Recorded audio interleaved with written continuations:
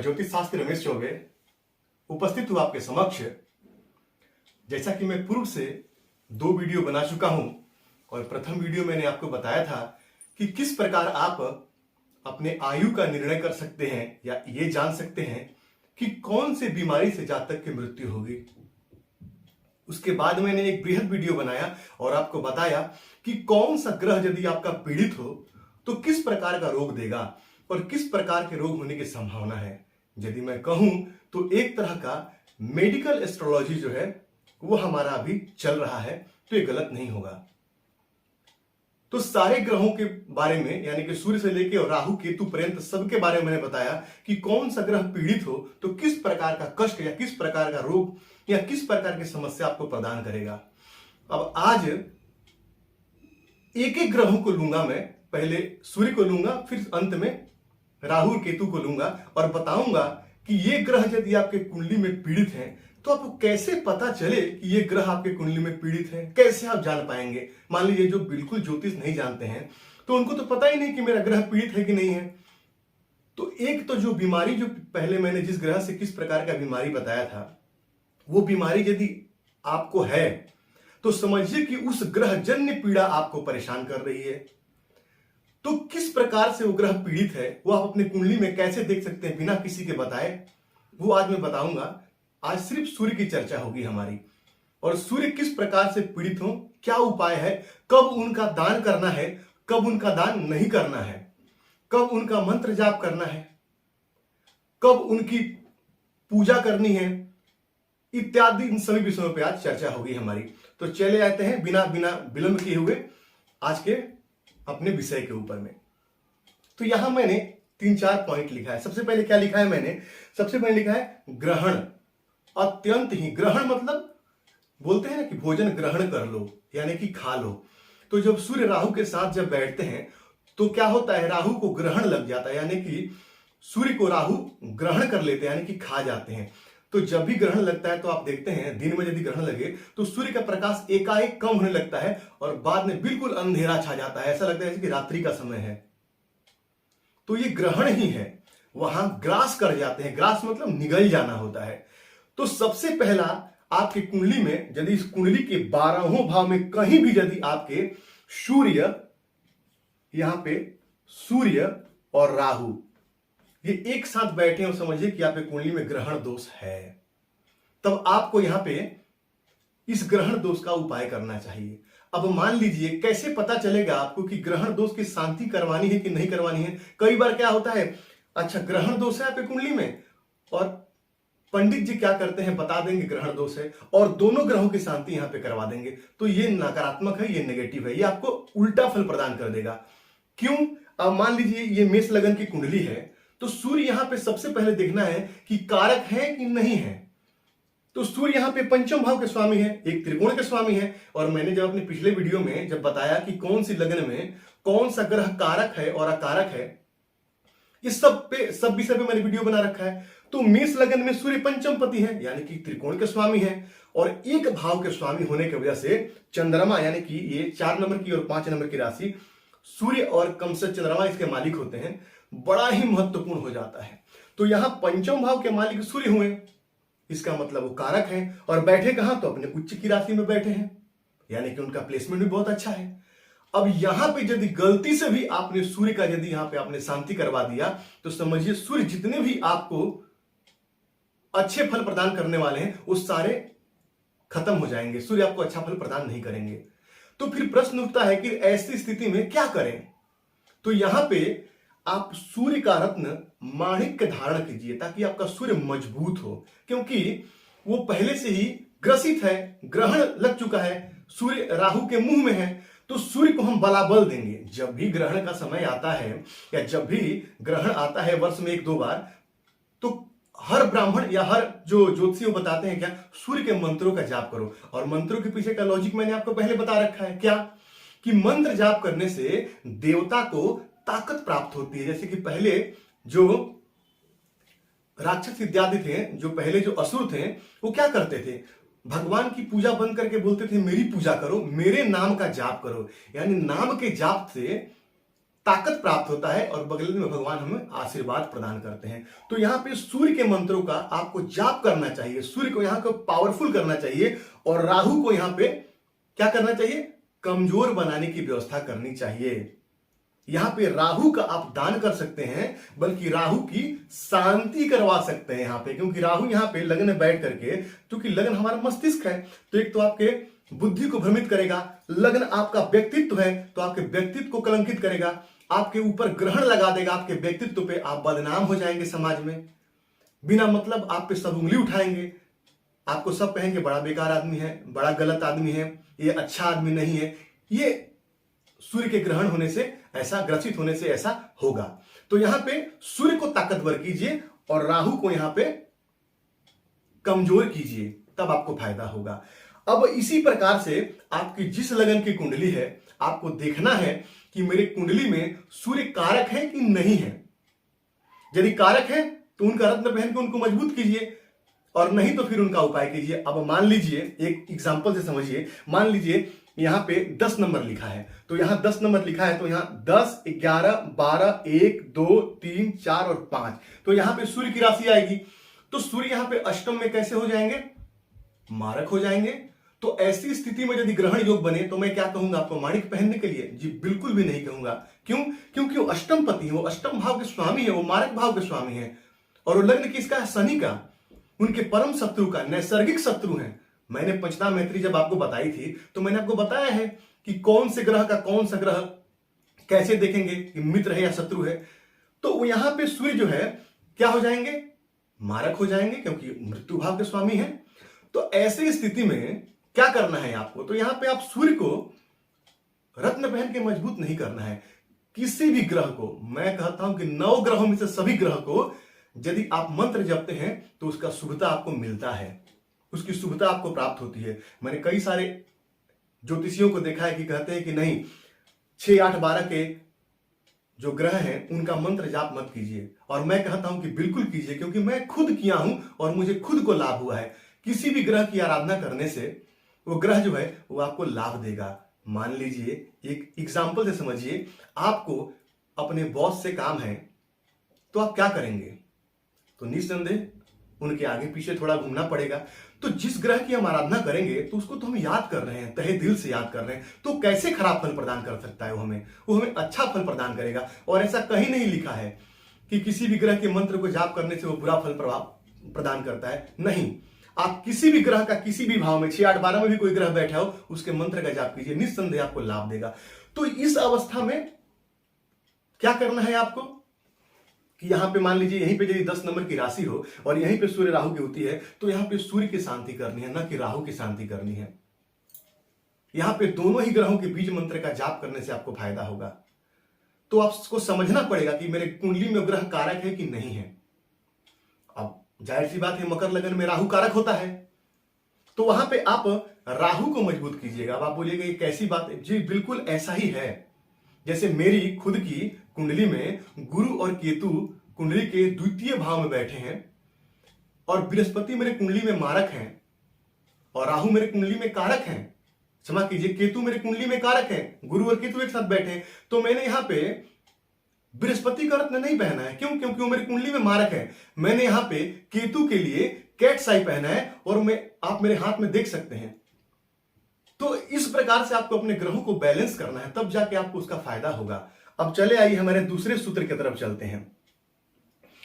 नीच राशि, सूर्य यदि आपके कुंडली में, मान लीजिए सूर्य यहां पे नीच के हो जाते हैं 7 नंबर की राशि में, तो सूर्य यदि कुंडली में आपके सप्तम, यहां कुंडली के सप्तम भाव में बैठे हैं, तो दाम्पत्य को खराब करेंगे, जाहिर सी बात है, आपको परेशानी आएगी। तो सूर्य यदि नीच राशि में बैठे हैं तब भी आपको परेशान करेंगे। सूर्य यदि ग्रहण में बैठे हों तो सूर्य पिता के कारक हैं, सूर्य अस्थि के कारक हैं। कौन कौन सी बीमारी होती है मैंने आपको सब बताया है। तो पिता को समस्या हो सकती है, पिता को हृदय-जन्य रोग हो सकते हैं, आपको भी हृदय-जन्य रोग हो सकते हैं, पिता के साथ संबंध खराब करेंगे, पिता को कहीं ना कहीं अस्वस्थ रखेंगे, और आपको भी। क्यों? क्योंकि सूर्य जो है आत्मकारक ग्रह है, पितृकारक यानी पिता के कारक ग्रह हैं। सूर्य यदि मजबूत नहीं है तो देखिए कि कई सारे लोगों के चेहरे पे कांतिहीनता रहती है। ऐसे लोग जो है ना, उनके चेहरे में कोई चमक नहीं रहती है, समझिए उनका सूर्य खराब है। सूर्य की नित्य पूजा करने से जातक के चेहरे पे एक अलग सी चमक रहती है। आप चेहरा देख के पहचान लेंगे कि इस जातक का सूर्य अच्छा है। जो नित्य आदित्य हृदय स्तोत्रम का पाठ करे और नित्य सूर्य भगवान को अर्घ्य इत्यादि प्रदान करे, उसको काहे की समस्या होगी? बिल्कुल नहीं होगी। यदि नवग्रह खराब है कुंडली में आपके और केवल सूर्य मजबूत है, तो नवग्रहों को उपाय करने की वहां पे कोई आवश्यकता नहीं है। आपके सिर्फ एक सूर्य आपके कुंडली में सब कुछ प्रदान करने वाले होंगे और सब कुछ आपको मिल जाएगा। क्यों? क्योंकि सूर्य जो है वो आत्मकारक ग्रह है और ग्रहों के राजा हैं। तो नीच राशि में यदि कोई ग्रह बैठा है, तब क्या करना है? तब यहां पे मान लीजिए कि ये पंचम पति होकर के और यहां पे नीच राशि में बैठे हैं, तो आप क्या करेंगे? इनके रत्नों को पहनेंगे। सबसे पहले आप ये देखेंगे कि ये जिस घर में बैठे हैं, शुक्र के घर में, वो शुक्र इनसे 1 2 3 घर यदि यहां बैठे हैं और 1 2 3 घर यदि यहां बैठे हैं, यानी 3 घर आगे 3 घर पीछे बैठे हैं और तात्कालिक मित्रता में हैं, तब तो आप सूर्य का रत्न पहन लीजिए, तब तो मना नहीं करूंगा मैं आपको। लेकिन यदि सूर्य से तात्कालिक मित्रता नहीं है, शुक्र से सूर्य की, तब आप यहां पे बिल्कुल मत पहनिए। यदि शुक्र यहां भी इनके साथ में भी बैठ जाते हैं ना, यदि शुक्र यहां साथ में बैठ जाए, तभी एक साथ बैठने से तात्कालिक शत्रुता में आ जाएंगे, तब भी इनका रत्न मत पहनिए, तब भी आपको नुकसान कर जाएगा। तब क्या करें? तब इनके बीज मंत्रों का आप जाप कीजिए। कितना करना है इत्यादि मैं आपको बताऊंगा। तब इनका दान कीजिए, तब इनका दान कीजिए। दान क्या करना है? आइए, गुड़ का, गेहूं का, तांबे का, केसर का, मसूर की दाल का, लाल वस्त्र का, लाल पुष्प का, स्वर्ण का दान, सोने का दान, ये सब आप दान कर सकते हैं। दान कब करना है सूर्य का? दान करना है सूर्य को प्रातः काल में, संध्या काल में दान नहीं। या तो बिल्कुल सूर्य जब अपने पूरे बलाबल में कब रहते हैं? दोपहर में। दोपहर में दान कीजिए इन चीजों का, इससे आपको फायदा होगा। सूर्य के बीज मंत्रों का जाप कीजिए। सूर्य को हो सकता है तो सूर्य की शांति करवाइए यहां पे, तब जाके आपको लाभ होगा। तो यकीन है कि विषय आपको समझ में आ रहा होगा। समझने की कोशिश कीजिए, एक एक पॉइंट क्लियर होते चला जाएगा आपका। तो ये समझ गए आप। अब अगला पॉइंट ले लेते हैं, शनि के साथ युति। मान लीजिए सूर्य यदि आपकी कुंडली में यहां बैठे हों, सूर्य आपकी कुंडली में यहां बैठे हों और यहां शनि के साथ बैठे हों, तो सूर्य और शनि की युति भी जातकों को परेशान करती है। शनि जो है वो हमारे नर्वस सिस्टम के कारक होते हैं और सूर्य शनि की युति में जातक को कमर की समस्या, कमर में नस की समस्या, डिस्क की समस्या, ऐसी स्थिति में आती है। दाम्पत्य जीवन में परेशानी आती है, पति के साथ संबंध में परेशानी आती है और जो कहीं चौथे भाव में बन जाए तो पारिवारिक सुखों में कमी आती है। तो यहां पे देखिए कि कौन कारक है यहां पे। तो यहां पे सूर्य कारक है, शनि यहां पे कारक नहीं है, क्योंकि शनि यहां पे कुंडली में 2 भाव के, इन 2 भाव के स्वामी है और शनि शुक्र के नैसर्गिक शत्रु है।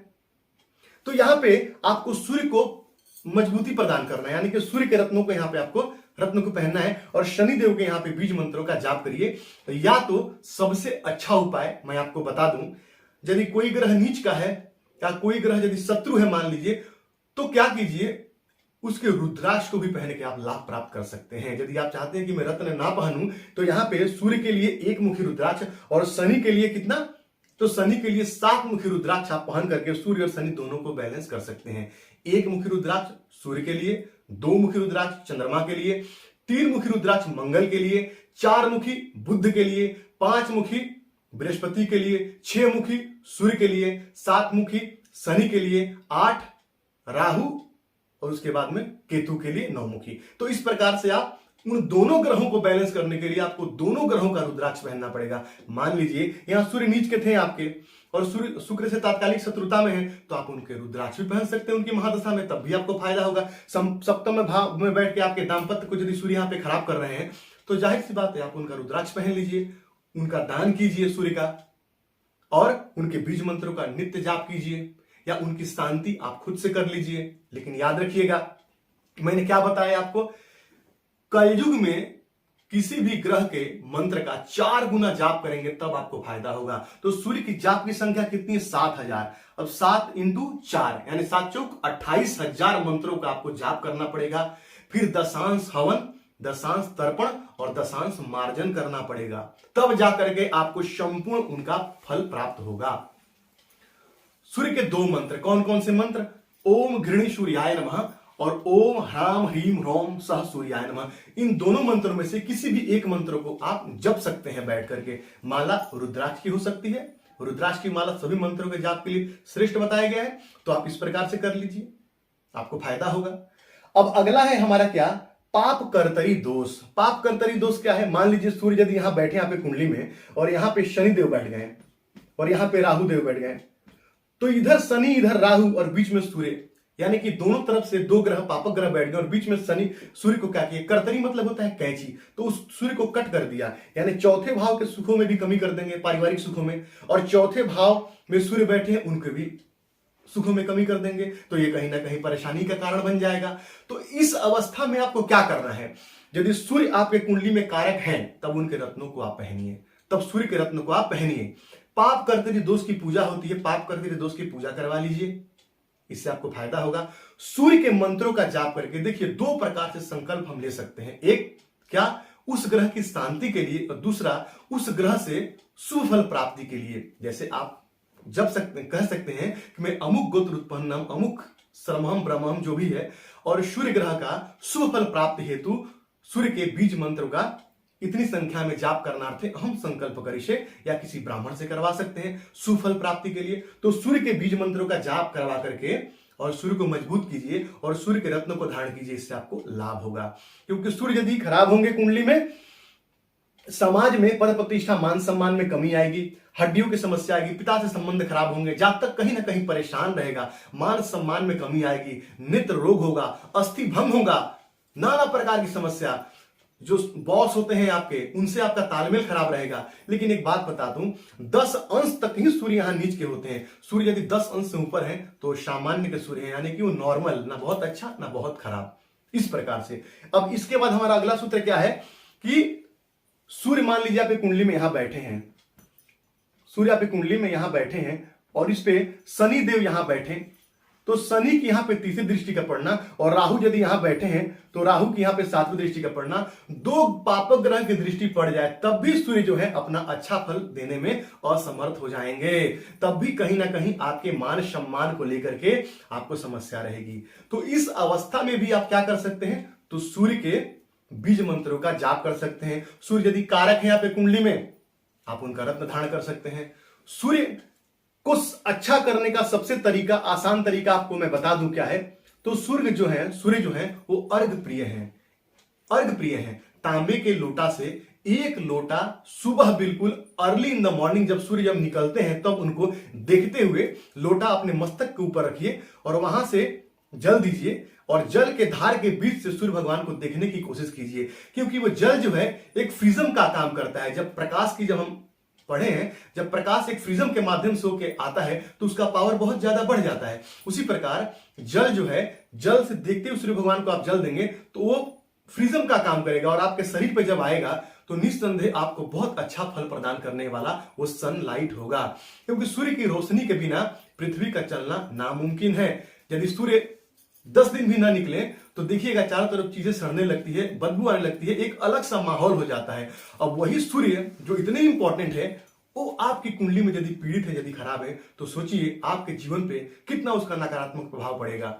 तो सूर्य यदि आपके कुंडली में खराब है, आप इन सारे उपायों को कीजिए, आपको लाभ होगा। इसके अलावे आपको क्या करना चाहिए, तांबे के पात्र में जल रखिए, तांबे का एक जग खरीद लिए या तांबे का एक, अभी तो बोतल भी आ रहा है तांबे का, तो तांबे के बोतल में जल भरिए, रात भर रखिए और सुबह उस पानी को पी जाइए, इससे भी सूर्य आपके मजबूत होंगे।